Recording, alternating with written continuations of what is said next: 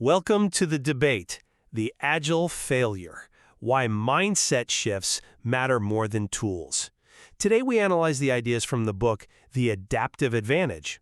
So I want you to imagine spending 2 years and let's say $10 million meticulously building the quote-unquote perfect product behind closed doors. Right, a classic scenario. Exactly. You have your massive requirements document, your Gantt charts are, color-coded to perfection, and your risk mitigation logs are spotless. Then you finally launch it to the public. Only to realize that your customer's needs completely changed, 6 months ago? Exactly, 6 months ago. And today, we are asking, is the traditional hyper-structured blueprint dead? Well, that scenario is the nightmare that keeps every executive awake at night. And frankly, it stems from a profound challenge, which is that human beings naturally crave predictability.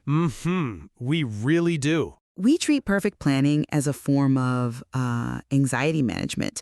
We draw up these elaborate blueprints stretching years into the future, completely falling for what is essentially an illusion of control. We want to believe that precision in our planning equates to certainty in our outcome. Right, but reality is messy.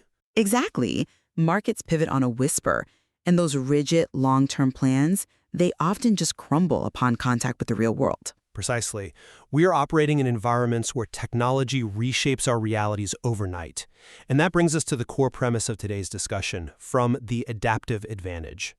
The idea that the only way to survive this relentless current of change is to stop rigidly doing Agile through endless checklists, daily stand-ups, and bureaucratic rituals. Yeah, the performative stuff. Right, the performative Agile. Instead, we must start truly being Agile by cultivating a mindset of continuous reinvention. And I take the position today that these adaptive frameworks, when properly understood as a live philosophy, are transformative. I mean, they represent the most rational, evidence-based way to operate, build resilient teams, and deliver true, lasting value. And I approach this from a position of deep skepticism, honestly, regarding the practical efficiency of these methods. Really? Even after acknowledging the illusion of control? Look, I completely agree that the illusion of control is dangerous, but structured, centralized planning provides necessary organizational stability. I just have to question the realism of replacing that structure with constant adaptation. I mean, does abandoning long-term planning for relentless pivoting actually work in the real world? Or does it just generate organizational chaos, employee exhaustion, and frankly, massive reputational risk under the guise of being adaptable? Well, to answer that, we have to fundamentally redefine how we view risk. Because traditional risk management tries to prevent failure through extensive, upfront analysis. You try to predict every single variable. Which is standard practice. Standard, but broken. As we just established, that model is fundamentally broken. The proposal here is that the ultimate risk mitigation strategy isn't a better plan, it's a faster feedback loop. Okay, but how does that actually look in practice? The primary mechanism for this is the minimum viable product, or MVP. Instead of that monolithic Big Bang launch, where we just cross our fingers and hope the market cares, we build the absolute simplest solution required to test a core hypothesis. Then we deploy it to a small segment and gather objective data. Failing fast isn't just a cliche, it's a liberating creed that saves resources. Hold on, I have to stop you there. Is that actually realistic in a high-stakes legacy enterprise, say a major financial institution or a healthcare provider? Yes, absolutely. But what about the risks to an organization's hard-won reputation? Because when you propose pushing out the simplest solution to test a hypothesis, in the real world, that almost always translates to shipping buggy, incomplete software. No, that's... You are effectively offloading your quality assurance testing onto the customer. A user doesn't care that you are running some brilliant build, measure, learn loop. They care that the app they just downloaded is missing core features and crashes. See, that is a very common misconception of what an MVP actually is. Is it, though? You might call it an MVP, but the market just calls it a failure. Let me give you an analogy. Think of an MVP like a movie storyboard or an animatic. Before a massive film studio spends $100 million shooting a blockbuster with A-list actors and CGI explosions, what do?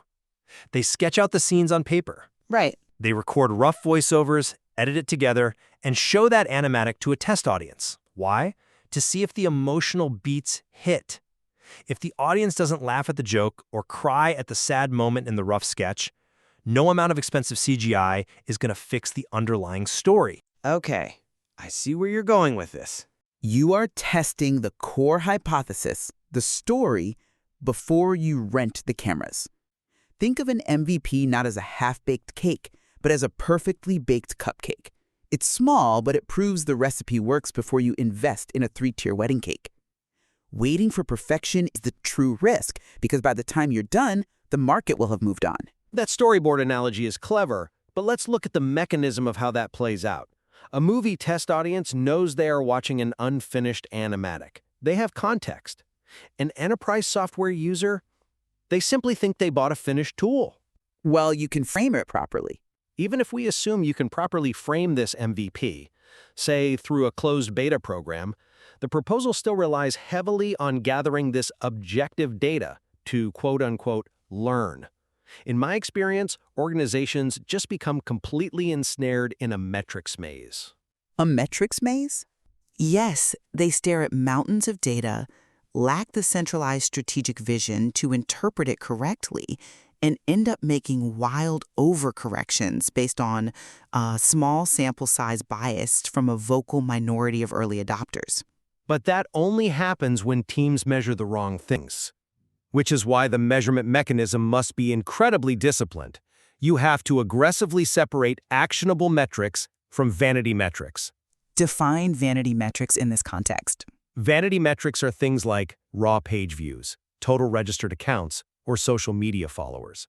They give you a comforting illusion of progress, right? A nice graph that goes up and to the right. But they don't actually tell you if your business model works.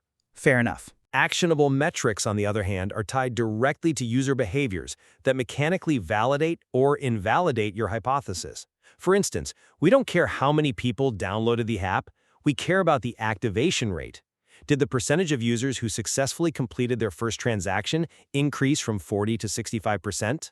Okay, so causal data? Exactly. That is causal data. It tells us the storyboard is actually working. All right, let's assume you have perfect, actionable metrics. This brings us to a massive structural problem. If you have 50 different teams, all looking at their own localized activation rates, all constantly experimenting and changing their specific storyboards on the fly based on rapid feedback, who is making sure we are still running a cohesive studio? That's where leadership shifts its focus. But how do you prevent total anarchy? If every cross-functional team is practicing radical autonomy and pivoting daily, the organization risks tearing itself apart. That is exactly where the concept of context, not control, becomes the operating system of the company. And it's mechanized through the Objectives and Key Results Framework, or OKRs. Right, the OKR trend. It's more than a trend. In this model, leaders stop micromanaging the how and start ruthlessly defining the why. A leader sets a clear, qualitative objective, for example, create a frictionless, delightful onboarding experience for new retail banking customers. Okay. Then, they attach 3 to 5 measurable key results to that objective, like reduce average onboarding time to under 3 minutes.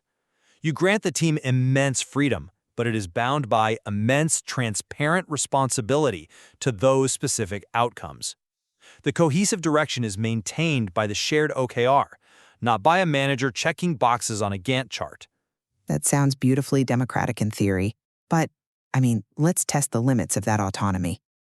Have you considered the catastrophic trap of localized optimization? What do you mean by that? Well, if teams are completely autonomous and their performance bonuses are judged by hitting these specific key results, human nature dictates they will manipulate their environment to hit the metric, often at the expense of holistic value. Give me an example of how you see that playing out. Easily. Take your banking onboarding example.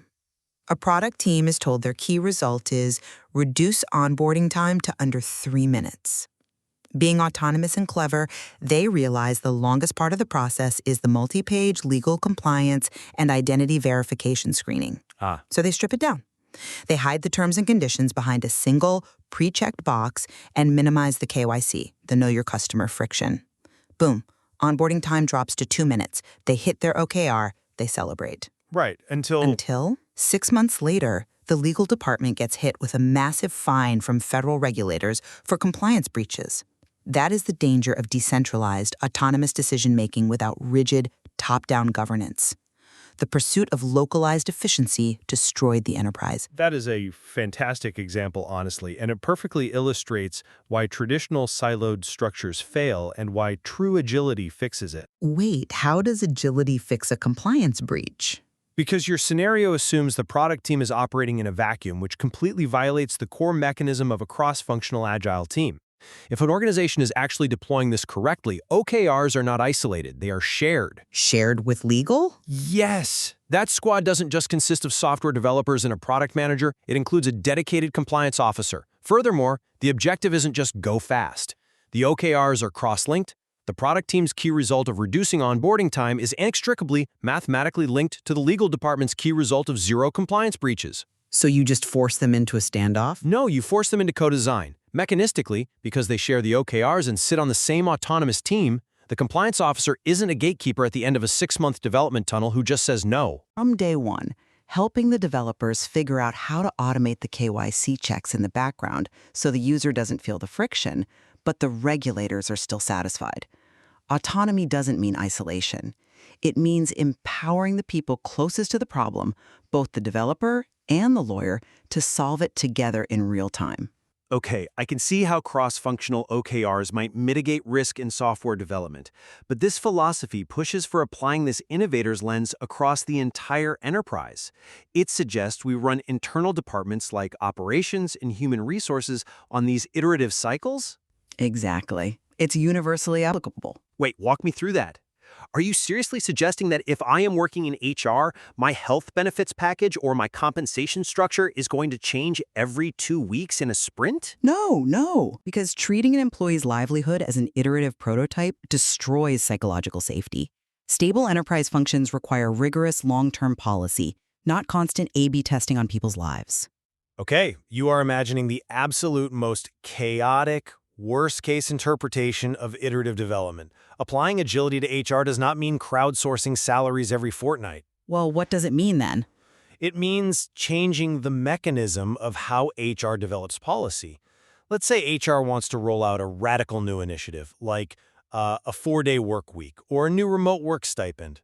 The traditional, blueprint way is for HR leadership to spend 8 months in a boardroom debating it, launch a massive, irreversible global policy on January 1st, and then discover in March that it completely broke the workflow of the customer support division. Right. And the Agile alternative? The Agile alternative is HR running a short pilot, a sprint. They take one specific department, say the marketing team, they implement the 4-day work week for that single team for 1 month. They set up strict feedback loops to measure productivity, employee burnout levels, and cross-departmental friction. So they treat it like an MVP. Exactly. They gather objective data. They learn that, say, Fridays are terrible days to take off because of client deliverables, but Wednesdays work perfectly. They refine the policy based on that data, and then they scale it. It transforms internal functions from static, reactive bureaucracies into dynamic engines of experimentation. It actually protects the broader organization from massive, untested policy failures. That assumes the HR team has the capacity to design experiments, run data analytics, and continuously monitor feedback loops while still doing their day jobs. They do if they work agilely. Which brings us to the operational burden of this entire philosophy. We have to talk about the most controversial proposal here, meta-agility, the idea that we must be agile about our agility.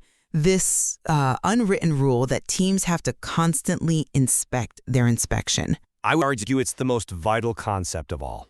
Seriously? Yes. Meta-agility is the profound capacity to continuously adapt your approach to adaptation itself. Look, if a company simply installs Scrum or Kanban out of a textbook, assigns everyone new job titles, and blindly follows those rituals for 3 years without changing them, they haven't become agile. They've just invented a new, slightly more modern bureaucracy. Meta-agility means we treat all frameworks as temporary scaffolding. But is it actually efficient to constantly reinvent the wheel? I have to aggressively question the cognitive load this places on the average worker. The cognitive load? Yes. You're asking employees who are already stretched thin, doing complex, demanding jobs, to simultaneously act as organizational sociologists. This philosophy demands they conduct deviance post-mortems. Which are incredibly useful. Let's define that jargon for a second. You are essentially asking a team to hold a meeting just to figure out why they didn't follow the rules of their last meeting. They have to evaluate if their retrospective format is still valid, tweak their workflow software, and cross-pollinate strategies. When do they actually get the work done? Constant reinvention of the process feels like an intellectual trap that just distracts from practical efficiency. It is only a trap if you view the process as separate from the work. If the scaffolding is hindering the construction of the building, ignoring the scaffolding doesn't make the construction workers more efficient. It just makes them frustrated and prone to accidents. But fixing it constantly takes time away from execution. The cognitive load of navigating a broken, outdated process, filling out TPS reports that no one reads, sitting in weekly status updates that could have been an email, is far higher than the cognitive load of fixing it. Perfect execution of the wrong thing is the ultimate waste of time. Okay, but Let me give you a slightly counterintuitive claim here. The relentless pursuit of traditional efficiency is actually the enemy of resilience. If a system is perfectly efficient, it has no slack. It has no room to absorb a shock. Meta-agility simply institutionalizes the permission for the people doing the work to look at a useless weekly meeting and say, "This isn't serving us anymore. Let's kill it." It empowers them to notice when the wheel has gone flat and change the tire, rather than forcing them to keep driving on the rim just because that's the process. Stagnation is the only true failure here. Well, stagnation is a failure, yes, but so is structural collapse from too much tinkering. When you encourage what is essentially contextual framework fluidity, telling teams they have institutional permission to blend, alter, or discard frameworks at will, you completely lose the ability to scale an organization. How so? Give me the scale argument. Let's look at integration.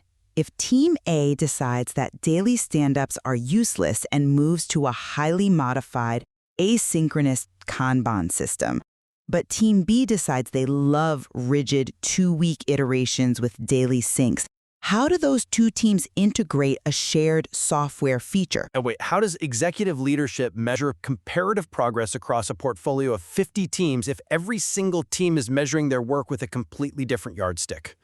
Enterprise scale requires at least a baseline of standardized nomenclature and practice. Without it, distributed decision-making just devolves into tribalism. Everyone speaks a different language and nothing connects. They integrate their work through the APIs of their outcomes, not the standardization of their daily habits. This goes right back to the OKRs. Working solutions, delivered value, and measurable progress against key results are the only yardsticks that actually matter. But the executives need to know If Team A and Team B are both consistently hitting their cross-functional key results, if they are delivering tangible value to the customer, the specific flavor of their daily workflow is entirely irrelevant to executive leadership. Leadership shouldn't be measuring how the teams work. They should be measuring what the teams produce. I just don't think you can separate the two so easily at scale. The blueprint for the future isn't a rigid methodology that forces everyone to work identically. It is a continuous cycle where we diagnose reality, experiment with solutions, synthesize the data, and refine. Well, let's summarize where we stand on the practical efficiency of these proposals. I maintain that while flexibility and rapid feedback are inherently good principles, this philosophy of relentless pivoting, radical autonomy, and constant process churn carries massive, often understated risks to long-term stability. Right. The chaos argument. Yes, replacing comprehensive planning with a string of minimal viable products can, if not managed perfectly, severely damage customer trust. Decentralizing decision-making down to the team level can lead to dangerous localized optimization and misaligned goals. And asking professionals to constantly adapt their adaptation places an unfair cognitive burden on people who simply want to execute their craft efficiently. We cannot pretend that structure is the enemy. And I reiterate that embracing continuous experimentation, relying on outcomes rather than outputs, and cultivating meta-agility is the only rational way to build true organizational resilience. The traditional models of predicting the future and executing a rigid plan are fundamentally broken because perfect planning is just institutionalized anxiety. Institutionalized anxiety. That's quite a phrase. It is. By building a culture of psychological safety, where small, contained failures are treated as crucial data points rather than career enders, we unlock a level of performance and adaptability that rigid hierarchies simply cannot match. As we give our final verdict on these methods, I will concede there is profound value in the underlying mindset. Shifting from top-down dictation to outcome-based OKRs, and emphasizing human interaction over blind process adherence. Those are undeniable virtues. Absolutely. However, scaling these practices, especially the push for radical autonomy and the constant deployment of MVPs in critical enterprise environments, must be approached with severe caution. If an organization blindly adopts this philosophy without rigorous guardrails and a mature data analytics capability, they aren't achieving an adaptive advantage. They are simply inviting organizational chaos and calling it agile. I completely understand the caution, and I agree that the transition is notoriously difficult. But I conclude that the methods discussed are an absolute must-try for anyone looking to build a future-proof team. It requires a brave, uncomfortable shift in leadership style, moving from commander to cultivator. But the reward is an empowered, innovative culture that genuinely thrives on change rather than fearing it. I mean, it is the only viable path forward. Ultimately, it is up to the listener to critically filter these intellectual frameworks. Blind adoption of any business philosophy, even one that preaches adaptability, is always dangerous. You have to evaluate the specific context, risk tolerance, and maturity of your own environment. Precisely. The goal of this debate isn't to hand you a new dogma, but to give you the tools to figure out how much of this adaptive blueprint you want to incorporate into your own life and work. We started by talking about the illusion of control, the meticulous, comforting, long-term blueprints we draw that inevitably crumble when the market or life itself shifts beneath our feet. They always do. They do. So the question we leave you with is this.